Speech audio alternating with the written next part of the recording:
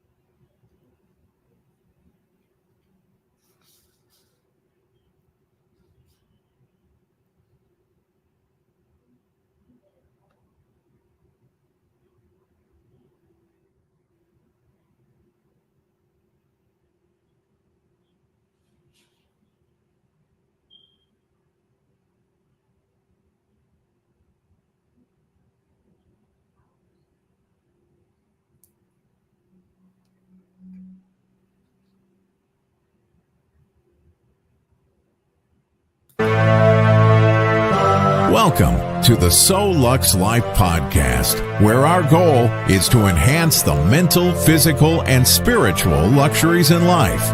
Make your life luxurious through knowledge, coaching, training, and technique. Visit us online at SoluxLife.com. Here's your host, Crispin J. Watson.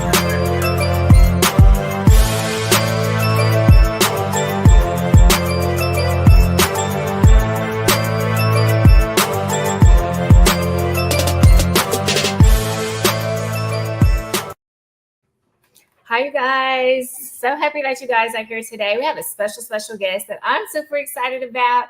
It's been a long time coming, y'all. I've been asking him for years to come on this podcast, and I finally got him on here today. How are you, Lawrence? I'm doing very well. I'm so glad to be here. We have been planning this for a long time, but timing is really everything. And I don't think that there's a better time, or that there's been a better time than right now, this very moment, for me to come onto your show. So I want to thank you for having me. Yes, thank you for coming on. So kind of tell my audience what's so special about today. Well, so today represents the many years of hard work that have gone into building my legal tech company, LegalEase, right? And so today we'll launch at 11 p.m. Today. We'll go live. You can find us at www.legalease.com. You can reach our automated legal assistant, Wilma, at 1-800-619-1111, 24 hours a day, 7 days a week. And we will help you to clear your criminal record if you have something on your criminal record that is eligible to be expunged. And if you don't know, expungement is the process by which a person can get something removed from their criminal record if they are eligible in the state of Mississippi. Yes. So is this only for the state of Mississippi, or is this for all 50 states? So right now we are focused on Mississippi, and we intend to grow to the 48 states that offer record clearing services over the next 18 months. Of course, we know that Alaska and Alabama do not offer any record clearing services at this time, and so we will expand to the other states that do over the next 18 months. I didn't know that. So Alabama's in that number? Alabama's in that number. And that's why it's so important for you to win your election, because we need more good and decent people like you in our politics who can advocate for the people. Absolutely. So and I guess your audience, I'm sure most of your audience knows, but remind everybody what it is that you're running for, so that people can make sure that they're supporting you in your other endeavors.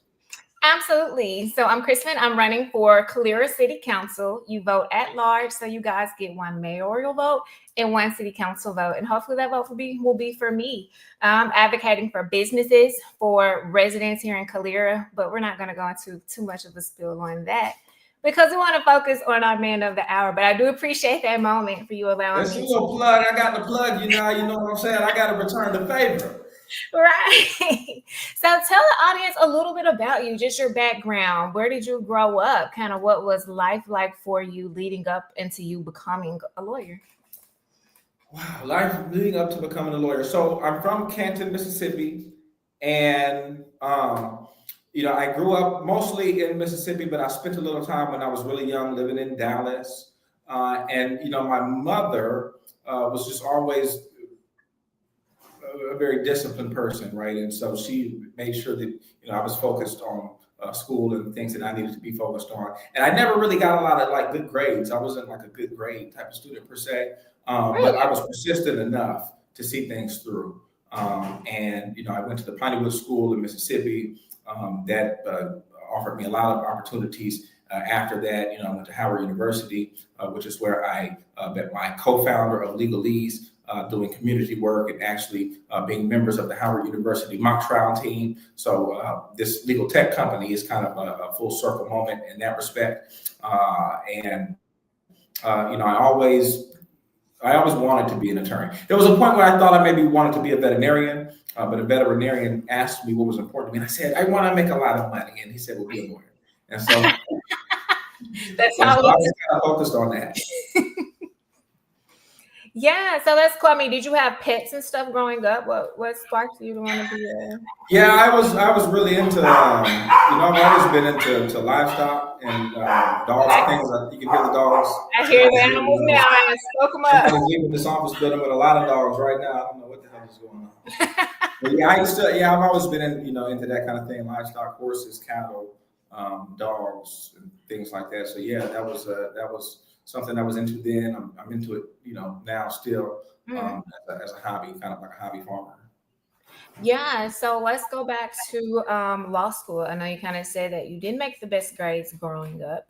So was that process hard for you getting into law school, or what did that look like? Did you have any challenges? I think that I made it more challenging than it had to be.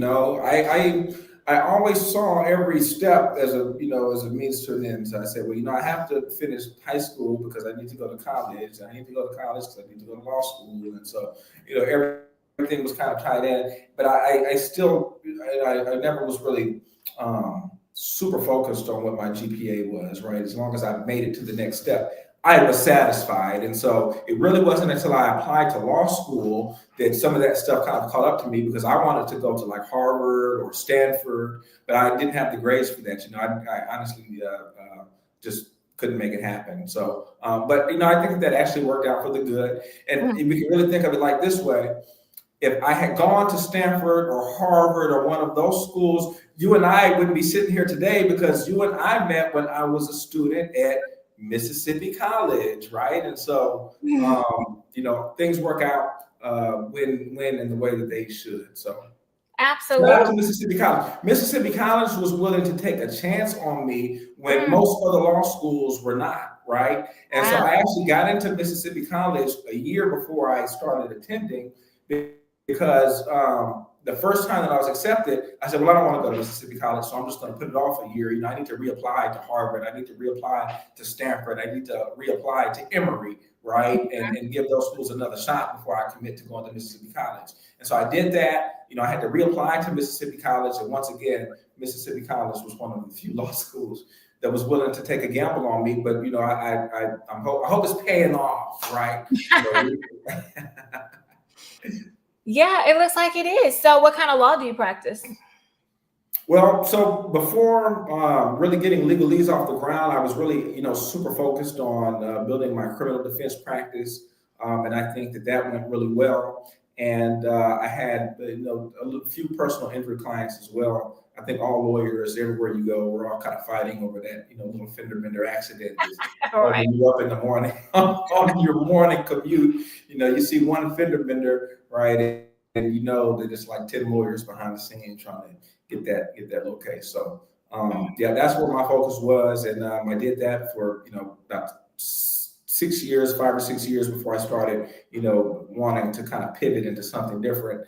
And from that desire, LegalEase was ultimately born. Yeah, so kind of tell me what sparked you to start LegalEase. I believe I watched a video on you before, and you kind of said that you had gotten into some legal trouble and you had to go through that whole process, and you kind of wanted to make it easier on others. So I guess I kind of just answered my own question, not to get into your business or anything, what you did, but just kind of what sparked you to actually start LegalEase.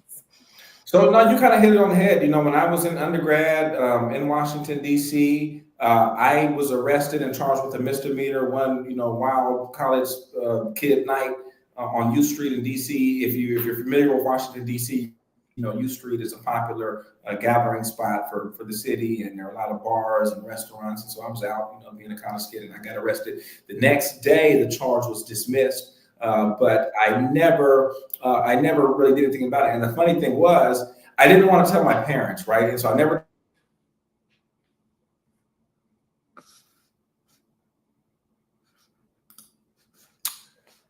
You're frozen on me, Lawrence. Okay. Yeah. So it was kind of like no harm, no foul. I moved on. I graduated from undergrad. And when I was applying for law school, one of the things that, every applicant had to do was disclose, every address you've ever lived at, any interaction you've ever had with police your whole life, regardless of what the outcome was. And I was like, oh, shit. Maybe this is going to be, maybe this is finally going to be the thing, because I was already struggling to get in anyway. I was already had this thing where like my grades weren't that best. I had a really decent LSAT score. For those of you who don't know, you have to take the LSAT in order to get into law school, similar to how you have to take the ACT or the SAT to get into undergrad. And so, I had a decent LSAT score, but I was already kind of, I don't know, what's going to happen here. And I thought that arrest could maybe stop me from getting into law school. And so I went to my dad.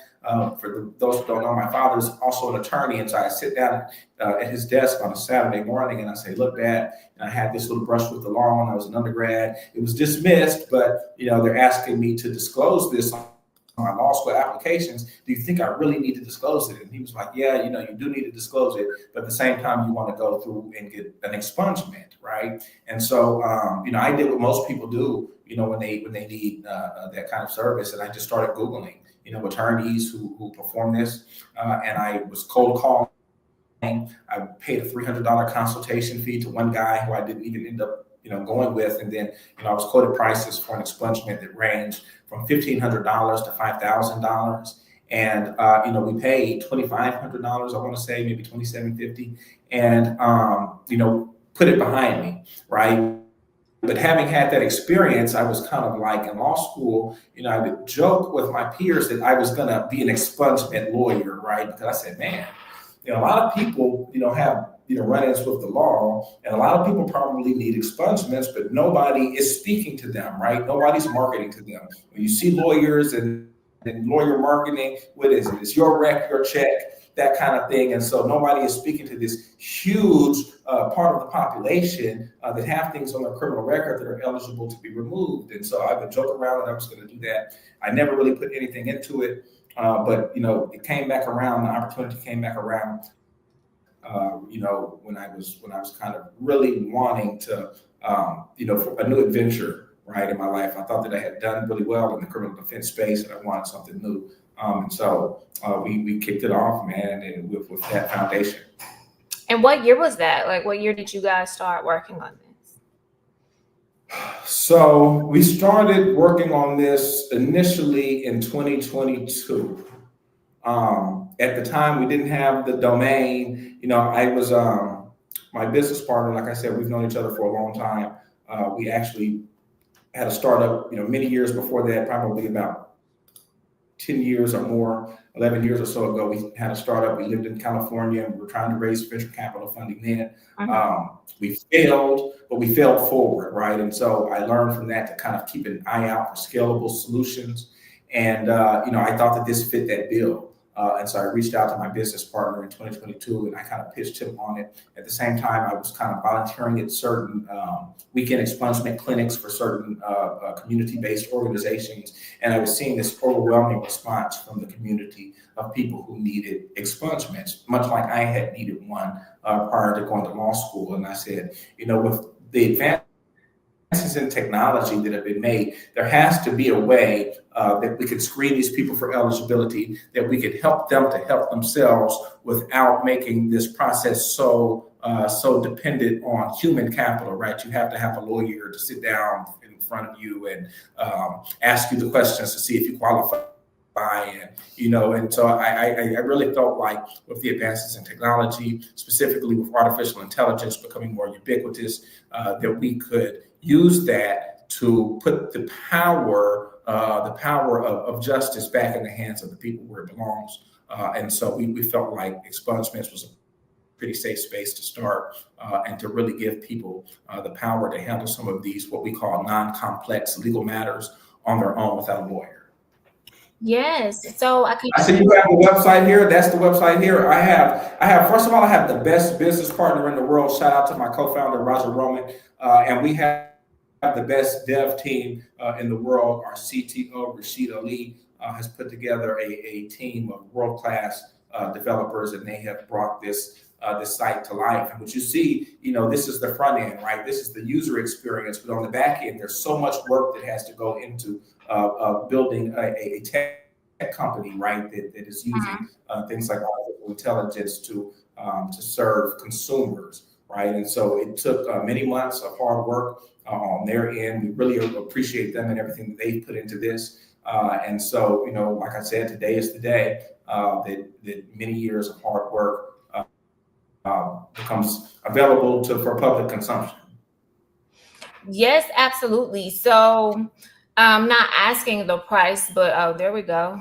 Right there. The prices are there now. We ain't look. No hassle. This is what we say at LegalEase, no hassle, no lawyer. We are empowering the people to take the steps necessary to find justice for themselves without a lawyer. We're doing it at a fraction of the cost of what an attorney would charge. And we think that this is going to be beneficial to a lot of people. Yes, absolutely. So you guys heard him say he spent upwards of about $2,500, and you can go on here right now, and I see the price is $150 for misdemeanors and $500 for felonies. And I know y'all got $150 and $500.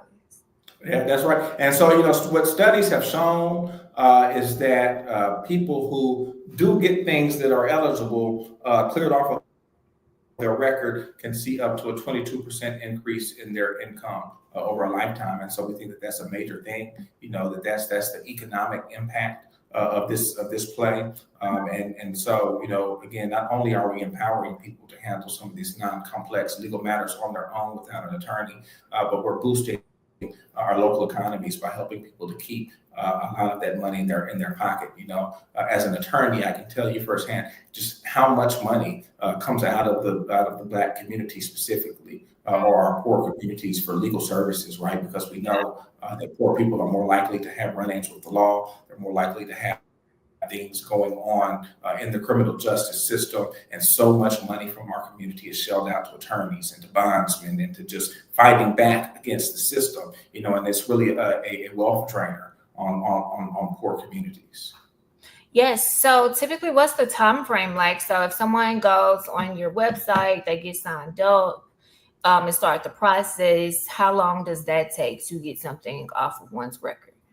So from end to end, it kind of varies. So once it's out of our hand, the other part of that is kind of up to the court, right? It's up to the judge and the process of getting that in front of the judge and getting it signed off on. And so when we launched our MVP a little over a year ago, about a year and a half ago, for those of you who don't know, in the venture capital world, an MVP is your minimally viable product, right? It's supposed to be just a basic representation of what it is that you're trying to build, right? It doesn't have to work perfectly. It doesn't have to look perfect, but it should give people who you're pitching to, potential investors, it should give them an idea of what it is that you're looking to build with their money should they invest, right?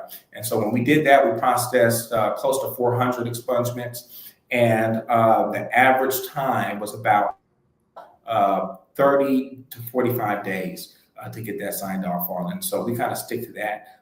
We help people to keep track of what's going on with their expungement, and so that they are kept abreast of all of the developments in their case. And all of this can be done on our platform.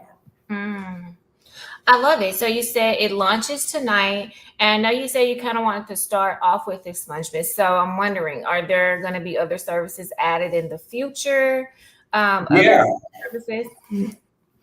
Yes, we do. We want to add other services in the future. Like, again, our ultimate vision is to empower people to handle non-complex legal matters, right? And so your non-complex legal matters, something like an expungement, a no-fault divorce, even soft tissue personal injury cases. I believe that with the power of artificial intelligence, people could really handle some of those on their own without a lawyer as well, and save themselves, 33 and a third, 40%, 50% of what they would be getting from an insurance company, that can go back into their pocket instead of to a lawyer. And I have, to my lawyer friends who are out there, don't hate me. Don't hate me. You're a lawyer. You're taking your own business away.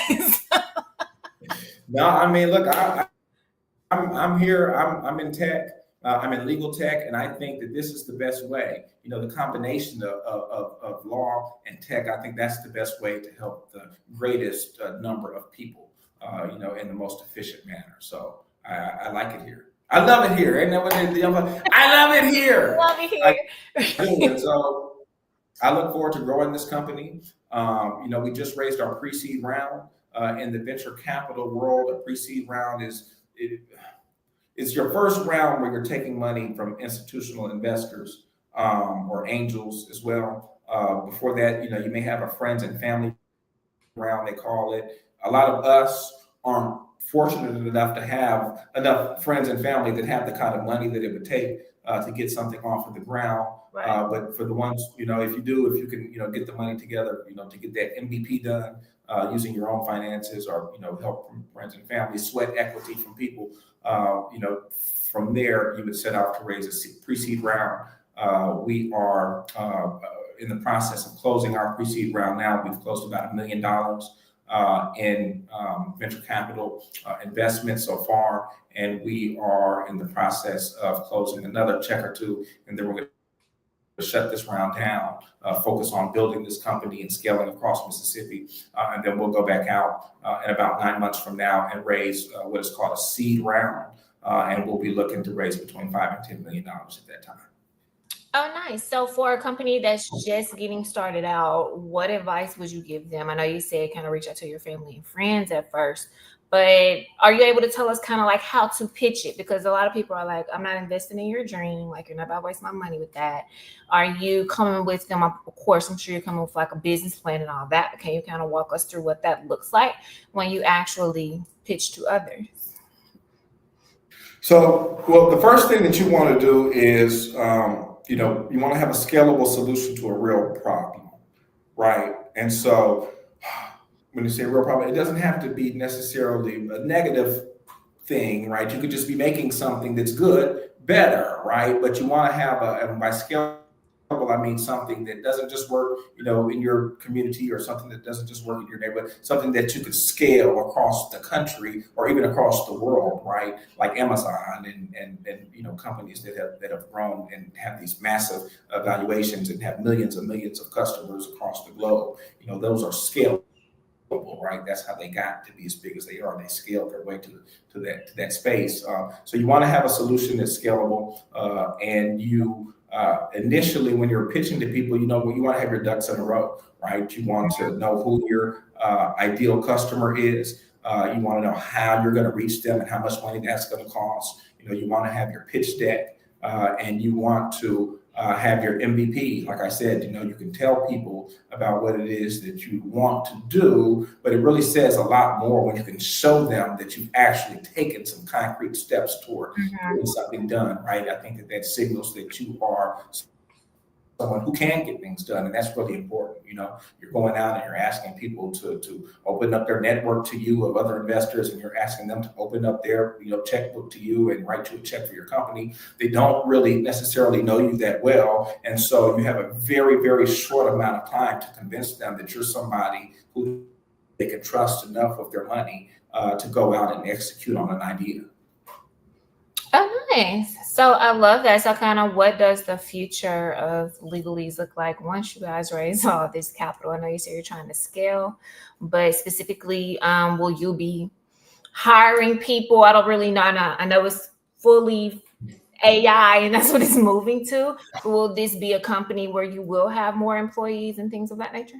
Yeah, absolutely. So we've already hired a chief of staff just recently. Our chief of staff, Faith, she also went to Howard University with us. And we'll be looking to bring on additional customer service reps in the near future in Mississippi. You know, we're a Mississippi-based company, and we want to hire in Mississippi and help to lift Mississippi. It kind of, I believe that a rising tide lifts all boats, right? And so I like to think of LegalEase as a rising tide in Mississippi, and we certainly want to lift as many people as we can as we scale this company.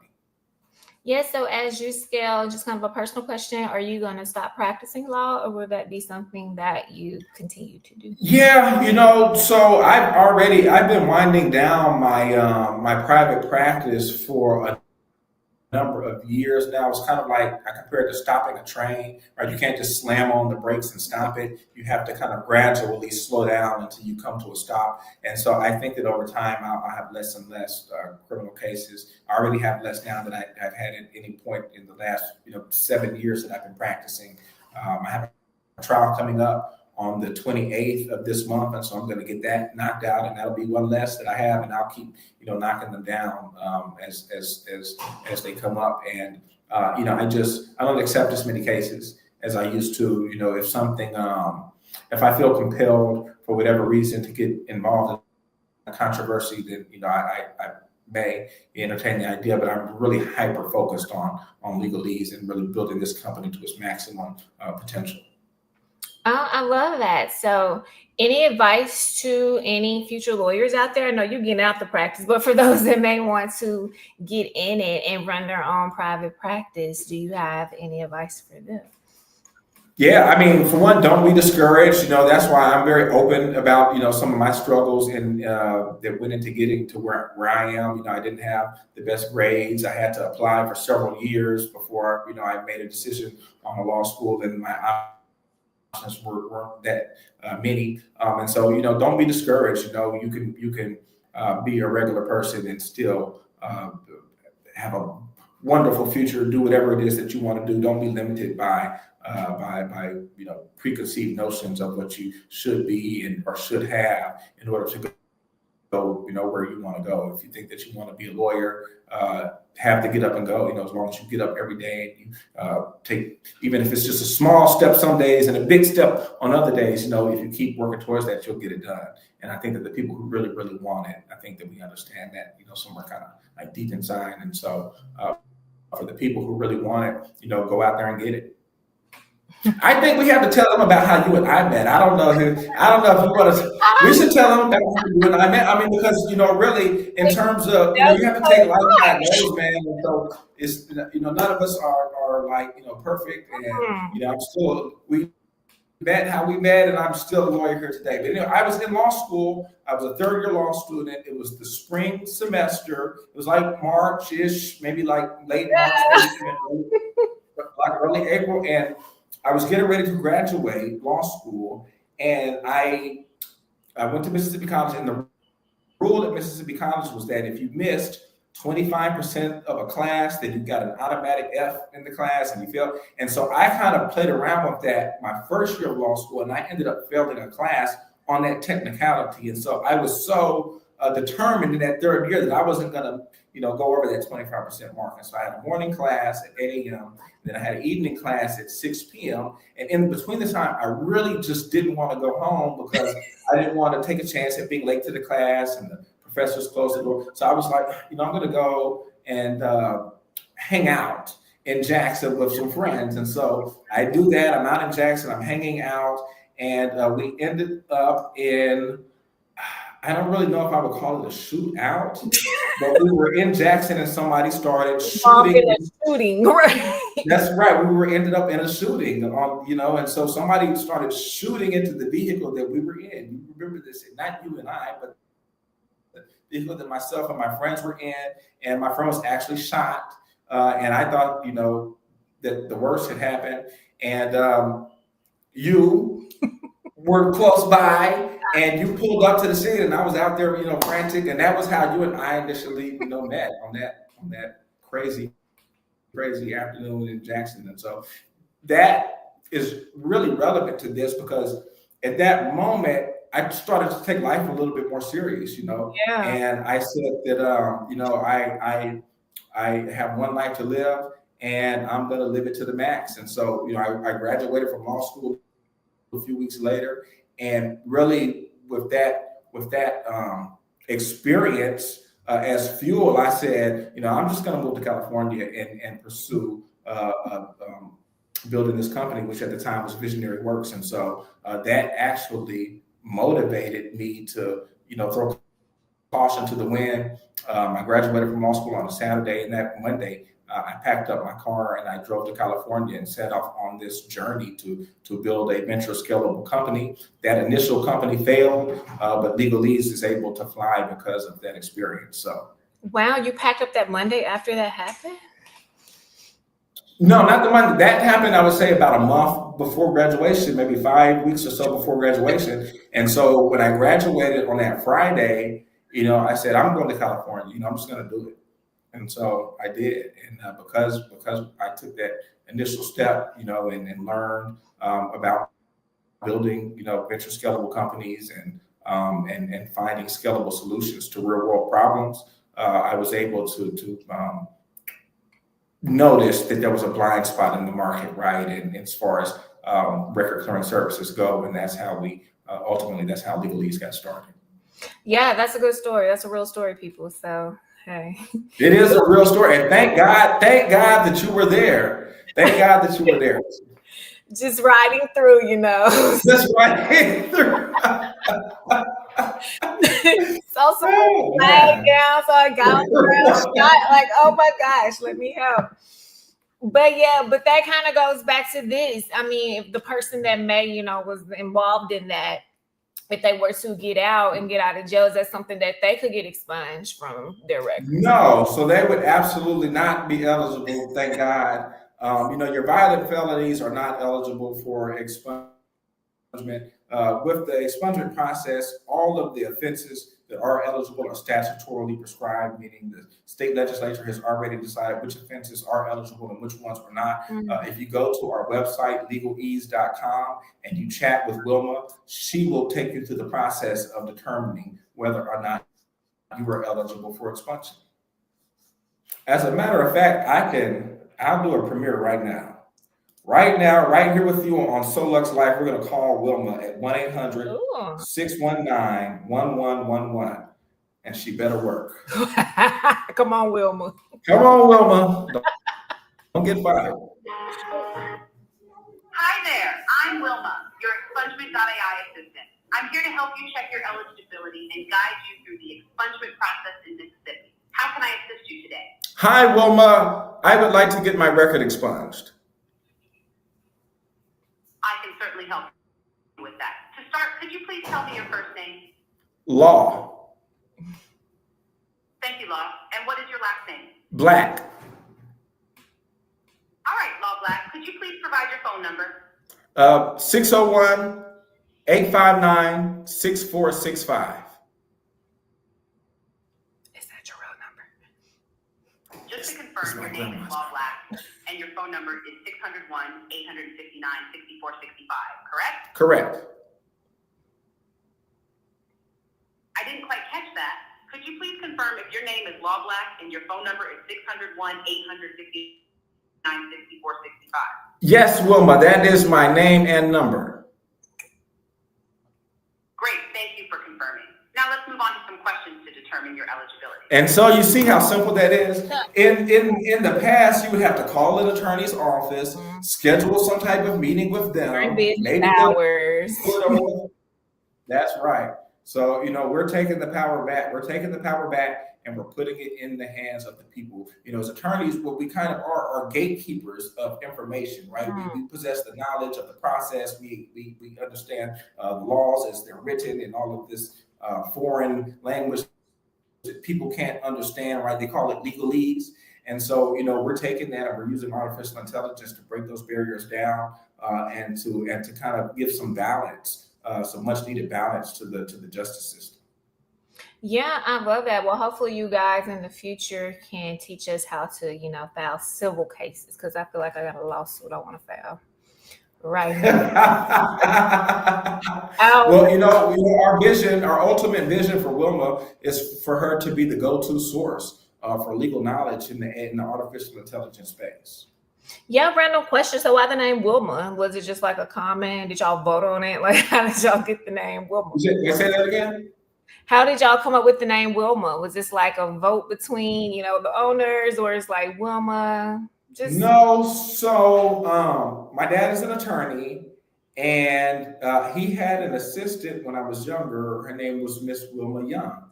oh, And Miss Young, she was there, man. Miss Young would be there on Saturdays. Miss Young would stay after 5 o'clock on the weekdays, and she was really instrumental in helping my dad and his law partner build their law firm right here in Canton, Mississippi. And unfortunately, Miss Young passed away from breast cancer when I was in law school. And so when we were building this thing, we had our AI and we were working on training our AI parallel, it's called. And I said, we have to name, her. We have to give it a name, right? And something that we can actually go out and market. And I said, I think that we should name her Wilma, kind of bridging the legacy, right? And so we woven a lot of different things like that into this company. The name of our AI chatbot is Wilma, but the voice that you just heard was that of Shanice, and Shanice was also someone who helped my dad build his practice. He and his law partner to build their practice, and so I incorporated different things into this business that are from the legacy that my father started, and I think that's kind of a good luck charm in my mind. That's a good story. I'm glad I asked. That was actually a really good question. You get your Oprah on. See, I'm a true podcaster. Get down, get to the You beat. sure are. You good. Yeah, so I know you said like you kind of wanted to leave a legacy. So like, what is the legacy that you plan to leave? I know the audience doesn't know. He doesn't have any kids, but he told me this is his year, y'all. So I said, I don't know if you remember when we talked about this before, but I wanted $1 million before I had a kid, And so this was the year that I touched $1 million. And so I think that this is probably a pretty good, safe year to go on and do that. Yeah, you can afford this. So that was my thing. But, for me, I think that it's really important, especially for somebody like me, who didn't have to necessarily start at the bottom. Right. I had a boost. I had a father who was successful. I had a father who had a law practice, who was someone who had admiration in the community. And so even just the way that people spoke to me and spoke life into me as a young person, not based off of anything that I had done or earned, but based off of the things that he had done, I think it's really important to take that and build on it and build something bigger. And he has had a career that has it had an impact on so many people, countless numbers of people that he has impacted in a positive way over the course of his career. And so I think that for me, being a benefactor of all of his hard work and his law partner's hard work, I think that it is my duty to build upon that, right, and take what they built and build something a little bigger and help more people, right? And that's the same thing that I would want from my kids, for them to take whatever it is that I have built and make something even bigger than that and kind of keep this thing going. Nice. Does your dad still practice? He does still practice. He retired from the legislature, so that's a good thing. And he practices, but he does what he wants to do at this point in his career, as he should. As he should. Cool. So is there anything else you want to leave with our people before we play like a fun little game as you exit? We're going to play. Yeah, like I said, man, LegalEase, it really took us about 11 years to get to this point. It all started with packing up that car the Monday after law school graduation and going to California, and really at that time really beginning to kind of chart my own path in the business world and in the legal world. And so don't be afraid to take that first step, even if you don't have all the answers, even if you don't have the connects, you don't know what it's going to look like, you don't know how it's going to work out. Just step anyway, and continue to step and keep going, and don't look back and don't look behind you. Kind of keep your blinders on, and eventually, I believe that it'll pay off. So stay encouraged, I think, would be the message. Stay encouraged, and make sure you guys visit LegalEase.law.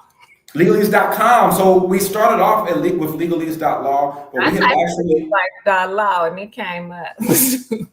Yeah, I mean, we have acquired LegalEase.com, and so that was a major accomplishment that has happened over the last 9 months or so. Once we started closing some of those checks, we immediately kind of turned our attention to building this brand. And so I said, he or they who own the .com domain really own the company, and so we were really aggressive in going after and reaching out to the owners, the previous owners of LegalEase.com, and acquiring that domain from them. And so we think that that's going to be a major sticker for us as we're building this brand across the nation. Love it, you guys. Make sure you guys check them out tonight. If you have anything on your record that can be expunged, just don't let it sit there. Don't let it hinder you. He said, hey, they make 22% more when they get things off the record. So you definitely want to be in that number. That's right. Be in the number. Call our number, 1-800-619-1111. That also, and I don't really talk about this publicly, but that represents my birthday. And so that's just another thing that we have plugged in there, 11/11. That was the day and the month that I was born. And so I wanted to, there's a lot of different things that are woven into this story like that. But it's very easy to remember, 1-800-619-1111. Call Wilma. If you have something on your record that you want to get off of there, even if you don't know that you're eligible, Wilma will walk you through the steps and let you know if you're eligible, just like an attorney would, except we are not charging an arm and a leg. Wow. So there's no consultation fee. We can just call and talk to Wilma and be like, hey, I got this on my record. Am I able to? That's right. No lawyer, no hassle, just results. And are you guys open 24/7? Could I call her anytime? 24/7. Wilma is always there. Much like Miss Wilma Young was always there for my father and for his law partner when they were building their practice. We have Wilma 24/7 available for you, the consumer, to call, and she will answer. Right now, she'll only answer your questions about record clearing, but as we grow, you'll be able to come to Wilma for a whole host of your legal questions, and she will be able to answer them as good or better than a live attorney would. Yeah, I love that. Well, I have a request because you guys' next venture with Wilma be family law, specifically child support in that sector, so we can kind of. I like the idea of that, and I think that could be a big hit. But there are a lot of. It's kind of like a sliding scale when it comes to child support and things. And so, we would have to work on that. But, I think that as this technology, and when I say this technology, I mean this artificial intelligence, as it becomes smarter, as it becomes more ubiquitous, and we're using it in our everyday life, I can absolutely imagine a scenario where you could come to Wilma and she can help you get that child support situation straightened out. And not necessarily child support, but just maybe visitation rights or custody and things of that nature. I feel like and you know what?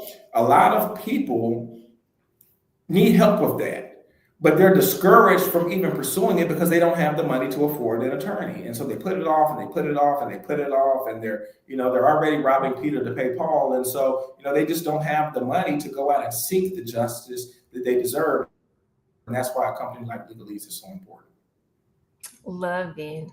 Love that, you guys. Make sure you guys check them out. So just to end on a high note, we're going to play a light, fun game of this or that. Let's go. So coffee or tea? Tea. Tea is better for you, but I probably do drink more coffee, but I should drink tea more.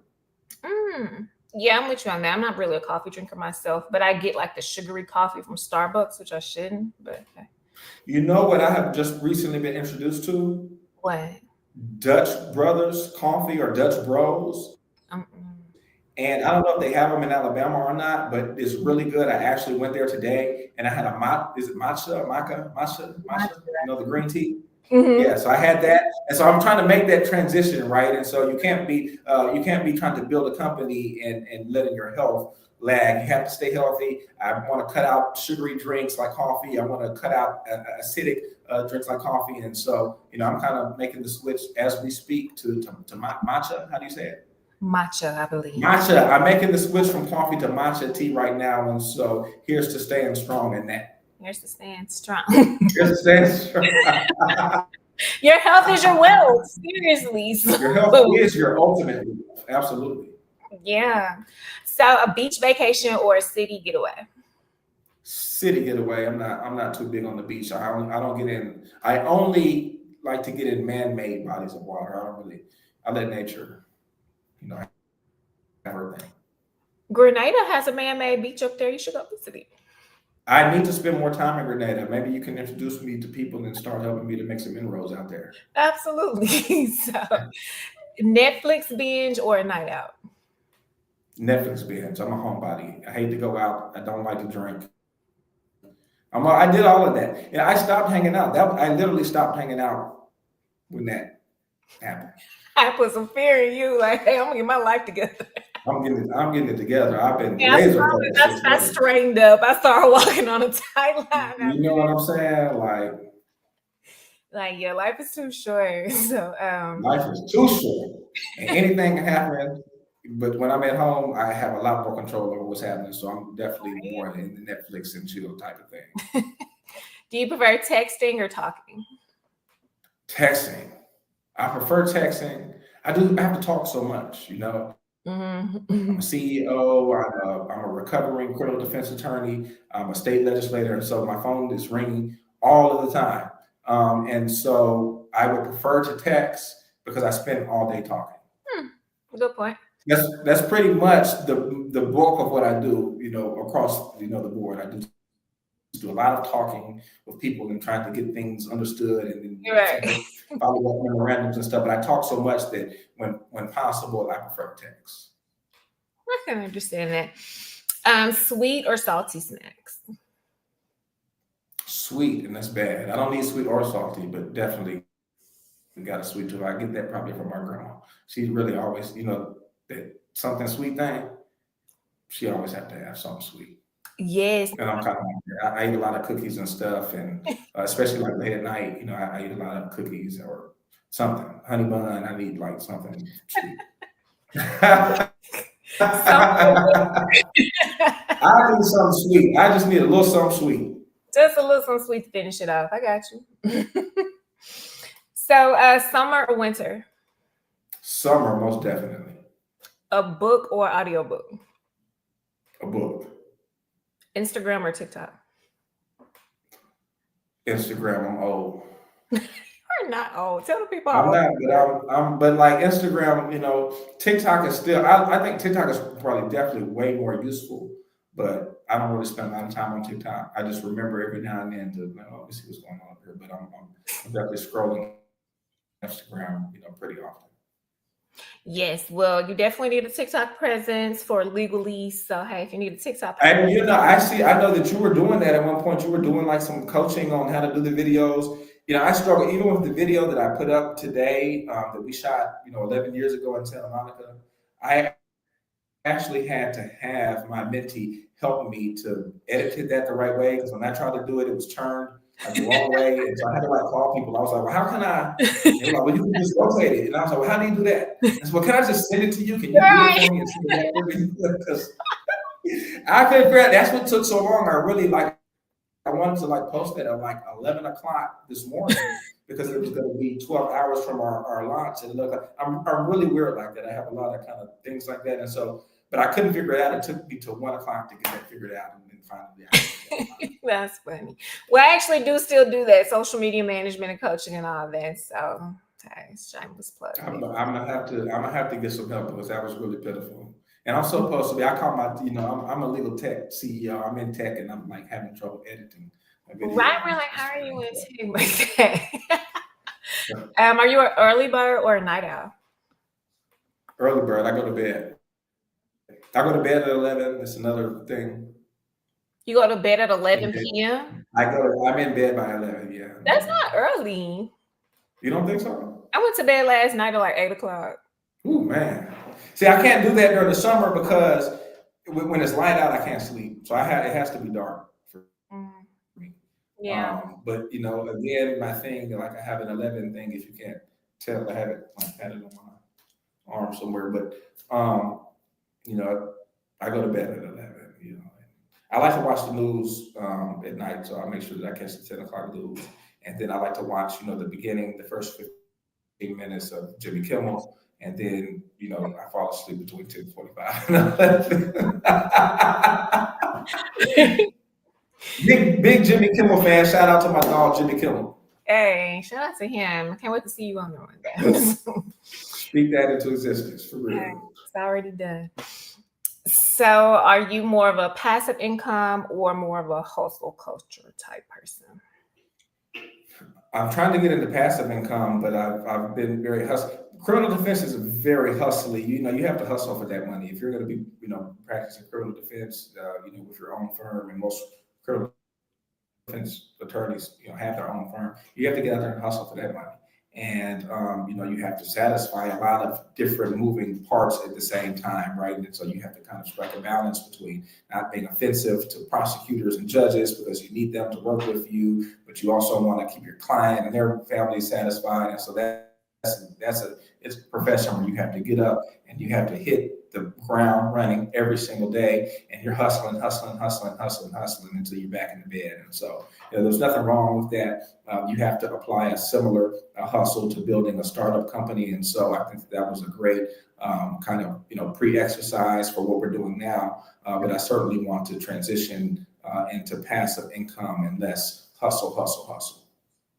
Oh, yes. That's what I'm trying to get to now. I feel like I'm in like hustle mode with the real estate. You're doing it though. I mean, you're really building that brand, and you're selling houses in Alabama and Mississippi now. You're running for council. Hey. You're being a mom. So you have a whole lot of stuff going on. Yeah, so much stuff going on. I don't even know how I balance it all. So you're doing it, man. You've come up. You've come a long way. Come a long way from that Optima.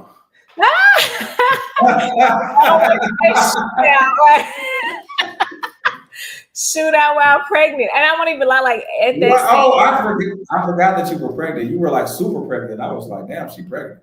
Yes, I was pregnant, and then one of the officers, she was like, they were trying to ask me some questions. I was like, I gotta go to class. Like I gotta class.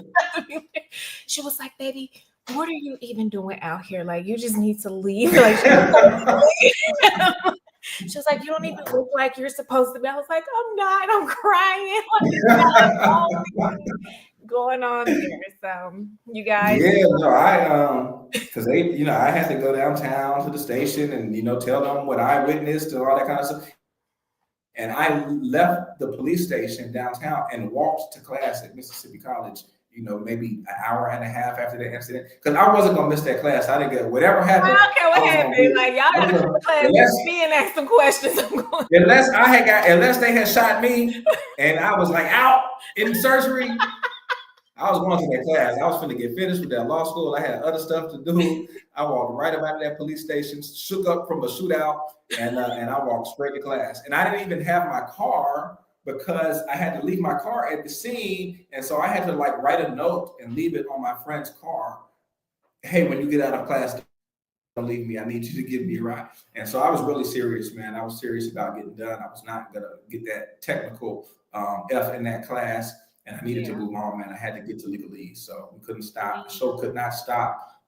We had to keep it moving. And but I'm glad that you were there and you were okay. I'm glad that I was there. And I was okay, and I'm glad that my friend who actually was shot is actually okay. He's doing very well now. He has a son, and his son is playing sports, and he's doing really well as an entrepreneur. And so I think that moment kind of made us all tighten up a little bit. Actually,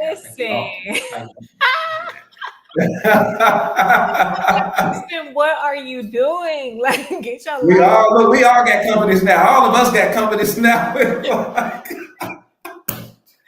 So you just never know. But people you never know. If you are younger, that goes to show just watch the company you keep. That's right. And not just even the company you keep, watch where you go. Yes. Watch where you go. Don't be in those disreputable locations. They're disreputable for a reason. Don't be off Robinson Road at night talking about hanging out. Just don't do it. You know what I mean? Not even at night. This was in the daytime, middle of the day. You know what I'm saying? You will not. Don't be off Belvedere kicking it. You know what I'm saying? You will not be an exception to the things that go on in certain parts of your community, you know, if you're spending too much time in those places. And so that was definitely a sharp lesson for me. It did not come a moment too soon, and it got me out to California. Seriously, bullets don't have a name on them, so you just, you know. They don't have nobody's name on it, and just, you know, thank God we're here. Yes, thank the Lord. Won't God do it? He will do it, and he's still doing it. Been doing it. Don't keep doing it. Are you more of a private person, or do you care for popularity? No, I'm super private. I'm super private. You know, I spend so much time in, you know, kind of public facing roles, being an attorney, being a representative. And so I have to give a lot of people access to me. And I come across, I think to some people as an extrovert, but I'm really an introvert, right? But I'm still willing to give myself, but I have to retreat, you know, at a certain point. And so, you know, I have my places that I go to, you know, when I need to fall back and kind of get some time away. And I make sure I'm very intentional about doing that as needed. I don't have, you know, I'll stop everything and go get some time to kind of rebuild and refocus and to really feel like myself. Yeah, you definitely don't want to get burnt out, and it's so easy for entrepreneurs to do. Right. So, and I want to kind of switch gears. This is more like music wise, so like Tupac or Biggie? Tupac for sure. Yeah. Nas or Jay-Z? Nas.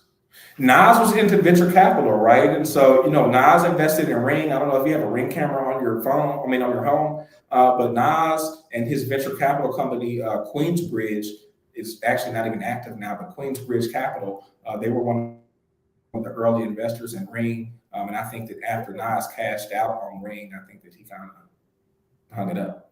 Oh, that's cool. But that's all you need. All you need is that one, you know, you need that one thing to hit, and, you know, it'll change your life. I just need my one rap song to hit so I can start selling. Oh, you rapping now? That's right. I forgot that you be in the booth. Watch out now. I got to get some stuff out my chest. So who do you like? What? Because female rappers are really hot right now. Who do you like? Oh, you'll probably be surprised. I like ratchet music. I like Sexy Red. I like Cardi B. She's cool. I've never really been like a Nicki Minaj fan. But I think she's a great lyricist though. Like her lyrics. Yeah, for real. Like she kills it. Lyric wise, for sure. But I grew up, like, I was like a fan of like Webby and like Yo Gotti, like some Very Grenada. Right. Grenada. Right. 36 Mafia, all that. Right. Yeah, me too though. That's what I like. You know, I listen to a lot of the 36 Mafia. I got Project Pat, and I'm not gonna show y'all, but I got like Project Pat lyrics kind of on my side. That'll be for another show. Yeah, they'll be for the when you get on with Janae. Right. Yeah, but I do. I got Project Pat. You know, take the good with the bad, smile with the sad, love what you got, and remember what you had. I got that tatted on me. That was one of my first tattoos. So that shows you, you know, how locked in I am with Project Pat and 666. Yes. Love that. So it's been a fun episode. Well, I really appreciate you coming on the Soul Lux Life podcast, and you're always welcome back. I'm so appreciative that you would have me, and I look forward to coming back. This is one of two, maybe three announcements that I expect to make over the course of the next 5 months, you know, as we close out this year. And, you know, maybe I'll come back here and I'll make all of those announcements right here on the Soul Lux Life podcast. Dude, we want things. But they like that. If your followers, if your audience, if they want, I will come back here and I will make two more very special announcements right here on the Soul Lux podcast. Well, we feel so honored to have you, and I'm so grateful that you carved time out of your busy schedule tonight. So is there anything else that you want to leave the people with? How can they contact you? How can they find you on social media?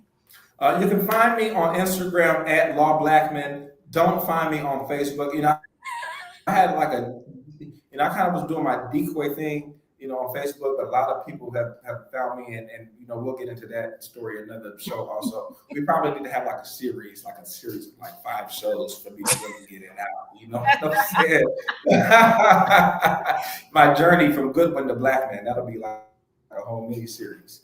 But yeah, you know, You can find me on Instagram at Law Blackmon. That's really the best social media platform to find me on. You can find me on LinkedIn at Lawrence Blackmon. And more importantly than reaching me, you can reach Wilma 24/7 at 1-800-619-1111, or you can visit LegalEase.com. And that was that number 1-800-6 1-800-619-1111. There we go. 619-1111. I'm going to put it on the screen for those that may be watching. Make sure you guys contact Wilma starting when? Tonight, tomorrow? Starting tonight at you know what time? Starting tonight at 11. So as I'm laying it down, Wilma will be picking up her first of many shifts at LegalEase. She's there 24/7. She's very intelligent. We worked on her for many, many months. We put a lot of time and energy into making her right for public consumption. And you can reach her starting at 11 p.m. tonight at 1-800-619-1111. And you heard it from. And look out for our commercials. Our commercials will start airing on all local stations in Mississippi next week. And we have several versions of our commercial that will be released, and they're all really good. I think they're really effective. Love that. We will definitely be on the lookout. If you guys missed this episode, the replay will be on Spotify, Apple Podcasts, Google Play, YouTube, wherever you stream your podcast.